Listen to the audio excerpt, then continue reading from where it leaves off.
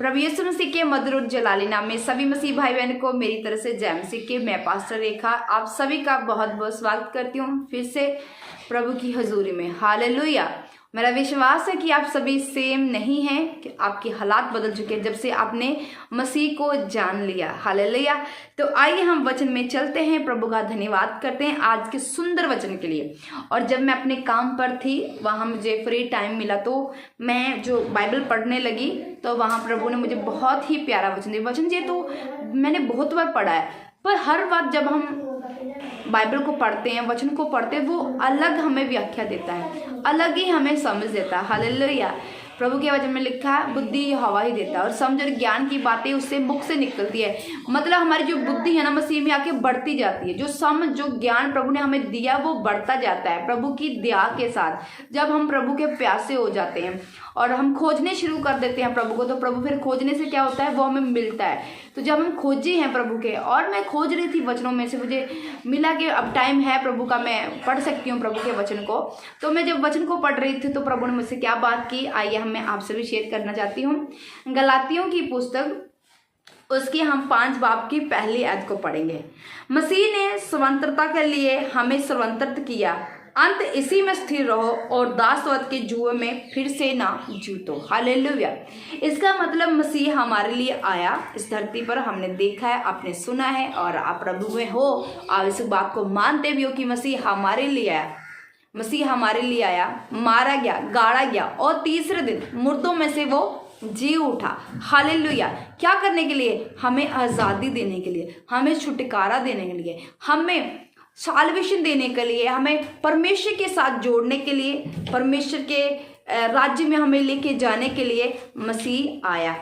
मसीह ने स्वतंत्रता के लिए हमें स्वतंत्र किया। मसीह ने आज़ादी के लिए अपने ऊपर दुख उठाया। हमारी आज़ादी के लिए मसीह ने अपने ऊपर दुख उठाया। उसने धरती पर जन्म लिया और जन्म लेके जैसे हम इस संसार में रह रहे हैं वैसे वो भी रहा, और उसने हमारे लिए दुख उठाया कि हमें आज़ाद करे।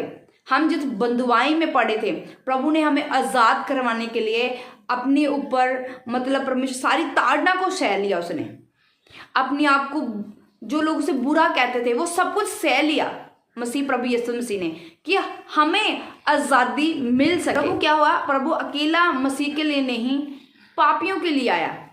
प्रभु ने सबके लिए आया, जितने लोग पापी, प्रभु सबके लिए आया कि पापियों के पाप क्षमा करे और इसे के नया जीवन मिले।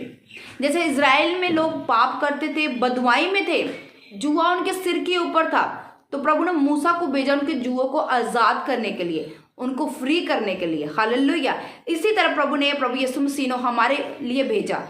हम जो पापों में थे, हम गुलामों में थे, हम जकड़े हुए थे, पाप ने हमारे ऊपर इतना कब्जा किया हुआ था कि हम बुराई में फंसे हुए, किसी की समझ ना रखने वाले, अपने ही ज्ञान से बुद्धिमान हम बनते हैं। तो प्रभु हमारे लिए इस धरती पर आया, हमारे लिए वो मारा गया, हमारे लिए वो गाड़ा गया, हमारे लिए ही तीसरे दिन मुर्दों में से वो जी उठा। हम पापियों के लिए, हमको क्षमा कर, हमें वो नाश करने के लिए, बल्कि हमें वो जीवन देने के लिए आया। हमारे पापों को नाश करने के लिए हमारा परमेश्वर इस धरती पर आया, हमें आज़ादी देने लगे। मसीह ने स्वतंत्रता के लिए हमें स्वतंत्र किया, आज़ादी के लिए प्रभु ने हमें आज़ाद कर दिया। अपना सब कुछ कुर्बान करके प्रभु ने हमें क्या कर दिया? आज़ाद किया। अब वचन कहता है, अंत इसी में स्थिर रहो। अंत आपको इसी में स्थिर रहना है। इसी में क्या? अपने जो आपको नया जीवन मिल गया है, आपके पाप क्षमा हो गए, आप आज़ाद हो चुके हो बंधनों से, हर तरह की परेशानी से आप आज़ाद हो चुके हो। तो अभी आपको क्या रहना है? स्थिर रहना है। आपको बदलना नहीं, आपने फिर से वो गुलामी के जीवन में नहीं जाना, वो पापों, वो गुनाहों के जीवन में नहीं जाना है। और दासवत के जुए से फिर से ना जुड़ो। दासवत का जुआ, जो गुलामी का जुआ, उसमें फिर से ना फंसो आप, फिर से आप ना उन जुए में फंस पाएं। यही प्रभु की आपके जीवन में योजना है। वो चाहता है कि जिस गड्ढे में से मैं आपको निकाल के लाया हूं, आप उनसे दोबारा ना फंसो। वो गुलामी में, वो दास्तव का जो घर है, जो गुलामी है, उसमें आप ना जा सके। हालेलुया। तो प्रभु के वचन को निरंतर पढ़ते रहना है, क्योंकि जो प्रभु के वचन है ना, ये हमें एक नई ताकत देते हैं, एक नई बल देते हैं। क्योंकि हम शरीर में क्या होते हैं? निर्बल हो जाते हैं, हम शरीर में कमजोर हो जाते हैं, हमें बाइबल के वचन इतने याद भी नहीं रहते हैं, क्योंकि हमारे ऊपर जो संसार का प्रेशर ज़्यादा है, हमारी जिम्मेवारी का जो प्रेशर वो ज़्यादा है। तो क्या होता है, उस प्रेशर के चलते जो हमारे खुदावन के जो प्रभु ने हमें पहले बातें की, जहाँ खुदा हमारे जीवन में काम कर रहा है, हम उसको भूल जाते हैं। पर प्रभु कहता है इसको भूलना नहीं, इसको याद करते रहना है कि मैंने तेरे जीवन में ये काम किए, उस कामों के लिए धन्यवाद करते रहना, स्तुति करते रहना, यही भला है। हालेलुया।